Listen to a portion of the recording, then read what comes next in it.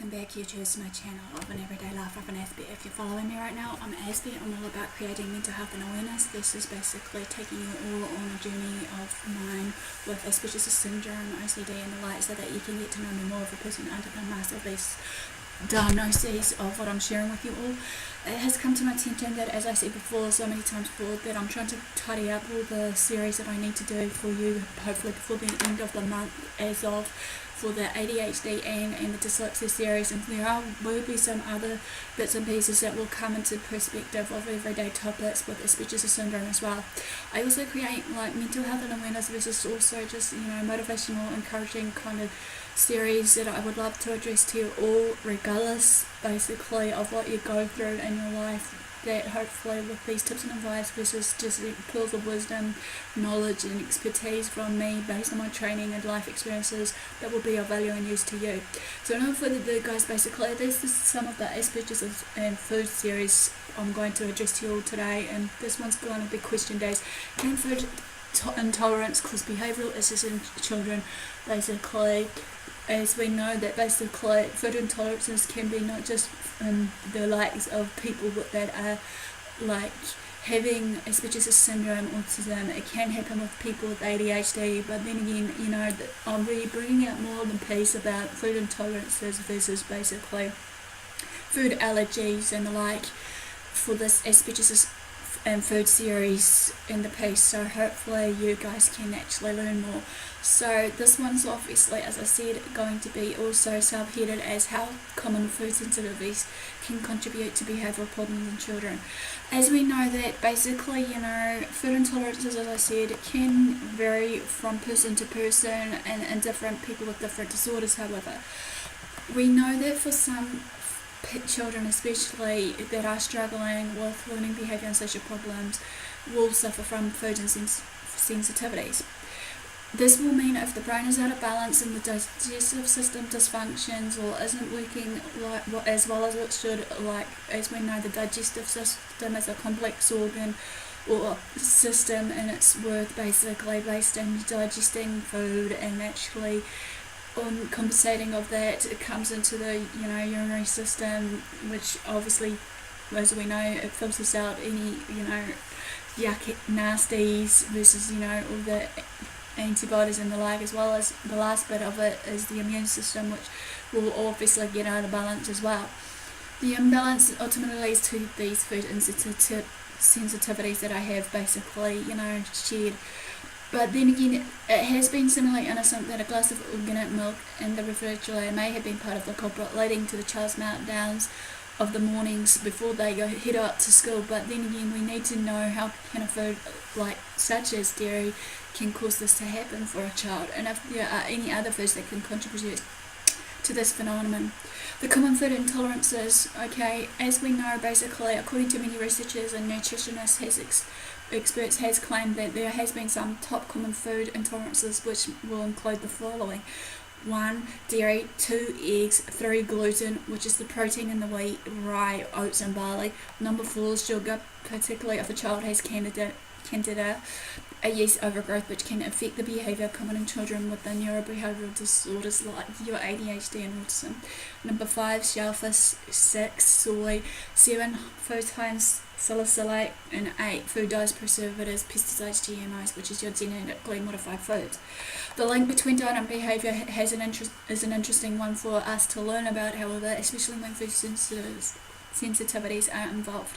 If a child is intolerant to a particular food, an IgG reaction occurs. This reaction stems from the immune system and causes the food to produce inflammatory chemicals called cytokines. Cytokines can inflame the gut, brain or respiratory tract, and ultimately will affect how your child will feel physically and emotionally.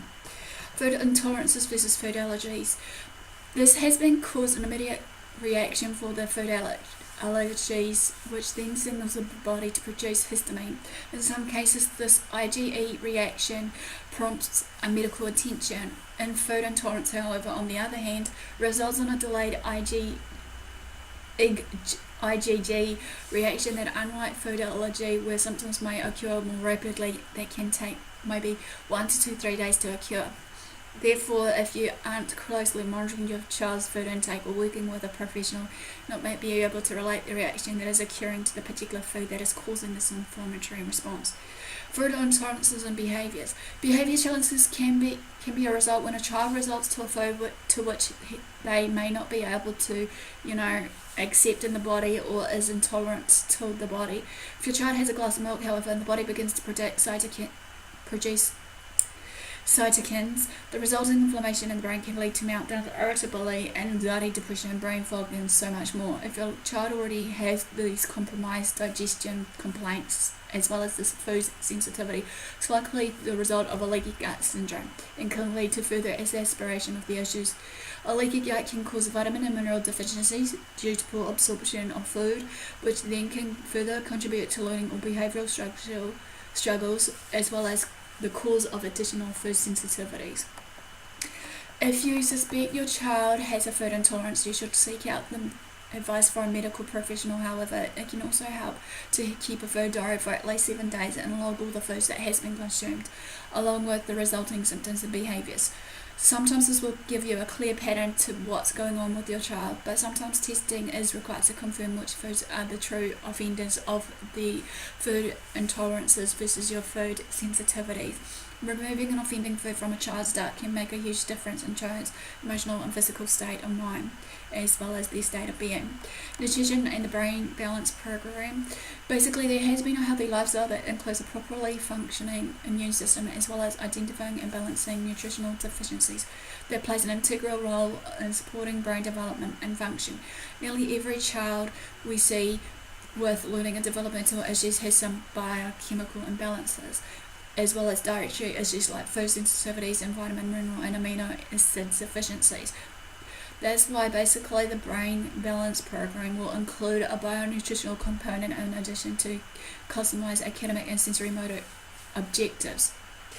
Basically, gotta remember as a disclaimer, I'm no medical professional, or the information that I have actually shared with you is basically not intended to diagnose, treat, or cure, or even prevent any of these diseases that I've just clearly addressed briefly.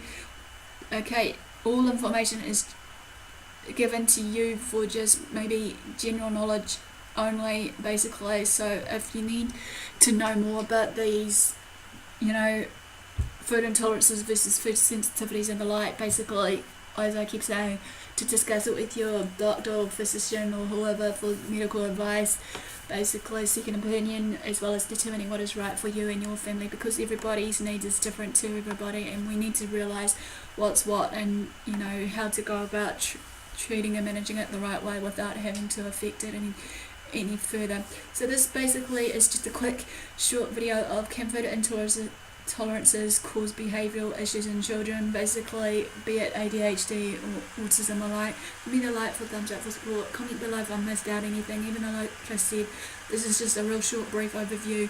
Basically, follow me on Twitter, Facebook, AspieAnswersAll. Subscribe to my channel if you haven't done so for more updates of what I'm going to hopefully be doing, regardless what it may be. Feel free to share these videos around to family and friends with educational purposes or whatever purposes it may be.